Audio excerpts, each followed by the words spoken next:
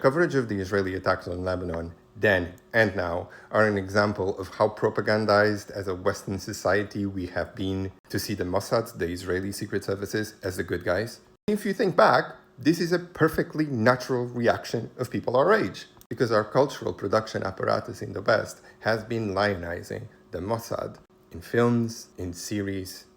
for decades, consistently presenting them as the heroic Davids against an Arab/Muslim Goliath, despite of all evidence showing us otherwise. And that's why, in the face of a terrorist attack that killed 42 people, executing them without due process, 12 of which civilians, 2 of which children, and that left 4,000 people with life-changing injuries, the words that were used to describe this attack were audacious, carefully planned, ingenious, rather than what it was, state terrorism. This was sold to us, the Western audience, as a victory, when it was A, a carnage, B, a blow to international law, and C, a shot in the foot when it comes to the Israeli relationship not only with fellow security services around the world, but also to its place on the global supply chain.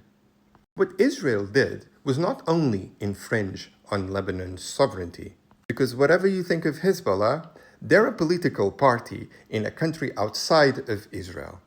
To be able to build these bombs and embed them in beepers and walkie-talkies, whose supply chain goes from Asia to Europe, the Israeli secret services had to effectively smuggle explosives without the knowledge of their intelligence partners to their countries, exposing every single person in that supply chain for an accident to happen and those bombs going off without any prior knowledge.